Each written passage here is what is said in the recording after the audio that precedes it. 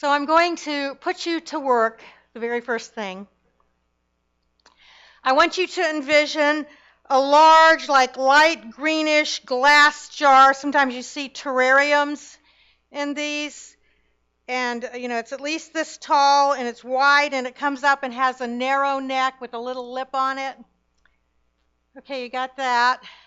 Now, I want you to see a beautiful white goose inside there. It's great, isn't it? But now we have a problem because that goose wants out. So, how do we get the goose out without breaking the glass and hurting him? It's really very simple.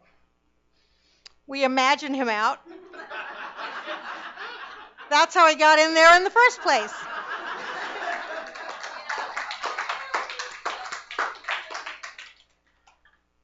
So what is happening in our mind is crucial. We talk about this here at Unity. We teach that our thoughts are prayers, but yet in the blink of an eye, we go in our minds to scenarios that do not lift us up, but rather drag us down. So I want to talk about the lifting up part this morning. It is our faith that lifts us up. When we believe that God desires goodness for us, then even in the face of various humans doing ugly things, we don't have to get undone. Charles defined faith as spiritual assurance, the power to do the seemingly impossible. It's a magnetic power that draws to us our heart's desire. Faith is a deep inner knowing that which is sought is already ours for the taking. Faith is one of the 12 powers we talk about, and we know that faith is an inside-out process. Wayne Dyer described it in the title of one of his books. When you believe it, you will see it. Now, I don't know about you, but I spent most of my life thinking, I need more faith. But when I came to Unity, I heard I already have all the faith I ever need. Isn't that good news? You don't gain faith, but rather you discover it and direct it. So the issue isn't how much faith you have, but where we are directing it. You can have faith in all kinds of different things. When I broke my leg about 6 years ago, I had faith in doctors and surgery and medicine.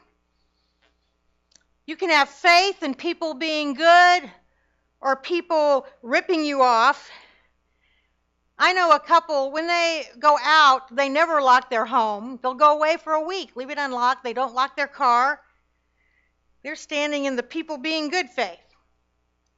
You can have faith that in your spiritual journey, God will provide everything you need to have an amazing life of love and joy and hope. Or you can have faith that life is just one darn thing after another and then you die. I especially don't recommend that last one. So here's the rub. Life happens.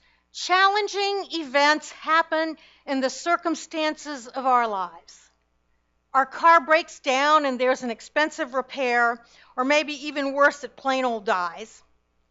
Someone we love is diagnosed with cancer. In our job, there are cutbacks and we lose our job. There is a fire, a flood, an earthquake, everything is gone. Our partner wants a divorce and we didn't see it coming. It seems to be the human thing to think This is just the worst. There is no solution. I will never get through this. But there's another option. And I'm going to tell you about it through a story. And this happens in ancient China in a rural community. There's a man, a wise old man, who owns a horse. And the townspeople acknowledge that that's wealth for their community. So he's one of the wealthy ones. So one day, his horse runs off and doesn't come back home. And the townspeople come and say, "Oh my gosh, what a terrible thing. How are you going to survive without your horse? Blah, blah, blah, blah, blah," all this negative stuff. And he says, "Good luck, bad luck, who knows?" So everybody goes home. The next day opens up. He goes outside. And his horse has returned, bringing a whole herd of wild horses with him. So the neighbors come and they say, "Oh, now you're the richest man in our whole community. Look at all these horses." And he goes, "Good luck, bad luck, who knows?" So now they have all these horses to train. The next morning his son gets up and he gets busy working with these horses. And before you know it, one of them has thrown him off and he's broken his leg. So again, the townspeople come and they say, "Oh, what terrible luck. How are you going to plant all your crops without your son? Your son's in bad shape." And the wise old man says the same old thing. Good luck, bad luck, who knows? So then before you know it, here comes the emperor and his soldiers. And they're coming to take all the healthy young men with them to fight this battle. So again, the neighbors crowd around and they go, "Oh my God, you're so lucky. They're taking our sons. We don't know if we'll ever see them again." And the man goes, "Good luck, bad luck, who knows?" So this story could go on and on and on, but I'm stopping there. But if it were my story, I would change what the old man says from that kind of disengaged answer to a statement of faith. And I learned this statement from Joyce at Bon Air, and I don't always get there immediately, but it's my hope that one day I'm just going to go straight to it. So here it is. Wow! I can hardly wait to see what great good is going to come from this. It puts us squarely in the path of looking for good to come. It creates the space to discover the power and presence of God in our lives. In every situation, even when it looks and when what we hear does not sound good, it's all discouraging. Even then, we can stand in an empowering place. So I want you to practice it with me. I'll say it once and have you repeat it. Wow, I can hardly wait to see what great good is going to come from this. Together. Wow, I can hardly wait to see what great good is going to come from this. So the question isn't, will we face change?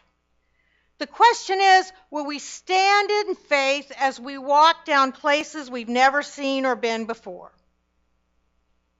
We can be flexible and able to meet change when we are centered and poised in our faith in the goodness of God.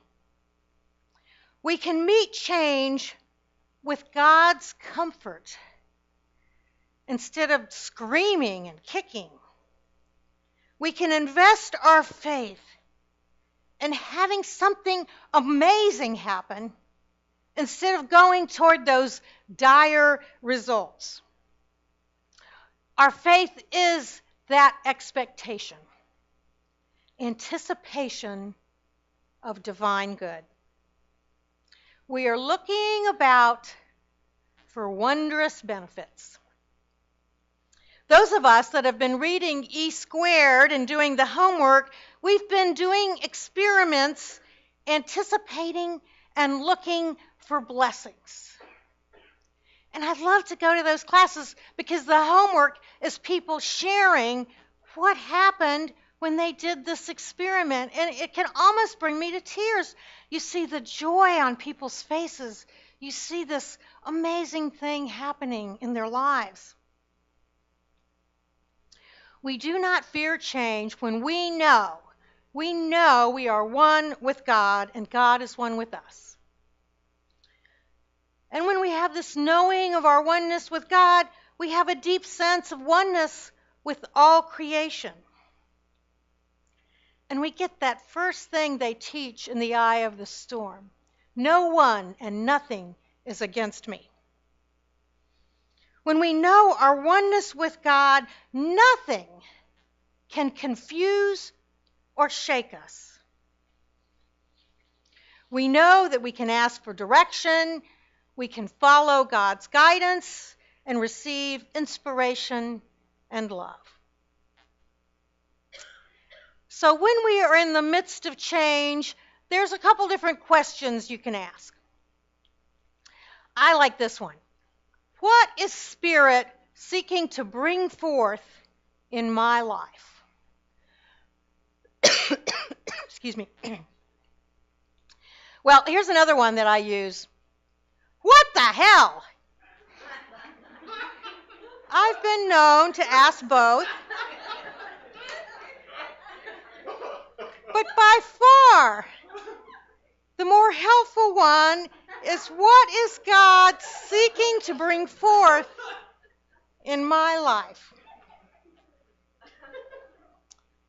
You know, birth involves morning sickness and labor pains, and bringing something new into existence is not always a piece of cake, but it definitely does not mean that we are being punished. We are spiritual beings in this human form. And it isn't always cake and ice cream, but if we go through it with an expectation that something great is on the way, it can be a whole lot less painful. And that involves trust and surrender. That's the stuff faith is made of. To let go and let God work through us does not mean that we let go of the responsibilities that are ours.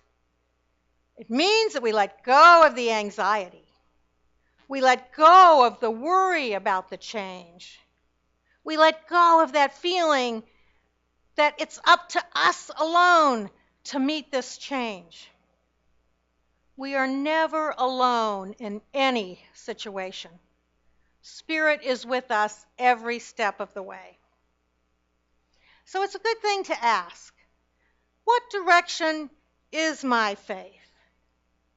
What is my focus? Am I being pulled down by looking only at the external circumstances, only on that which is visible? And when I'm in something of a traumatic situation, that's where I am. And it's hard to get out of that, so I do the phone a friend. I ask them to pray with and for me, because in that moment, I'm not very capable of getting in a really positive place. It always works. They know how to pray. They're not going around in this hamster wheel of horrible things.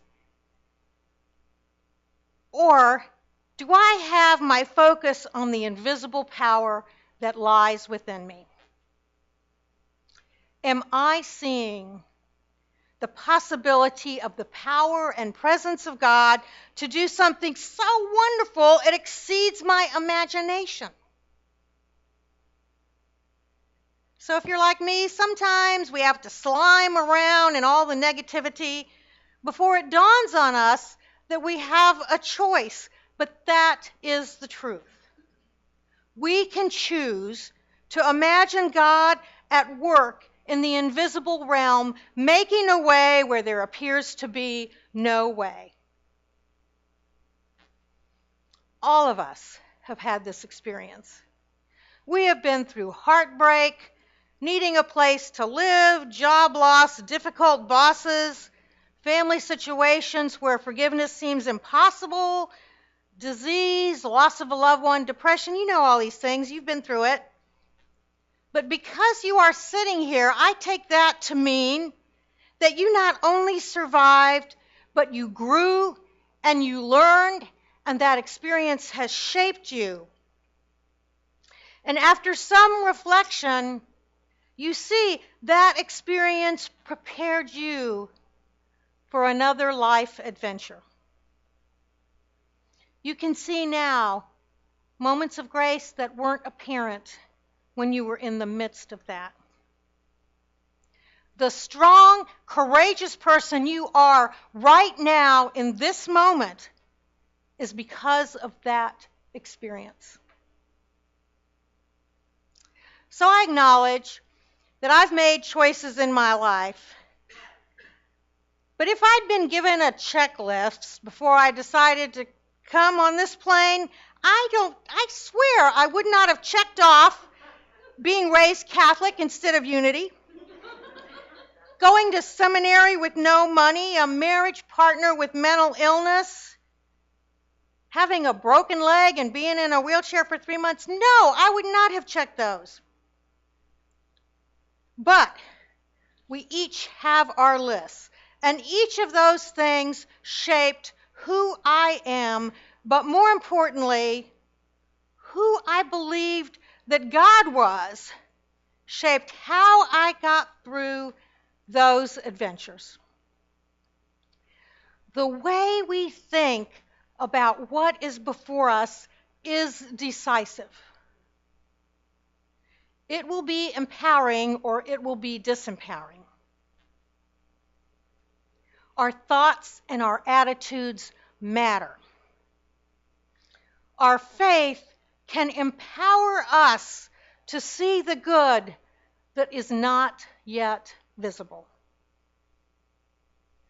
So the next time something that looks and smells like trouble comes your way and you start thinking, this is really bad, oh, this is impossible, I challenge you to change that thought to, I am a woman or man of faith, and the power of God within me is so much bigger than this circumstance.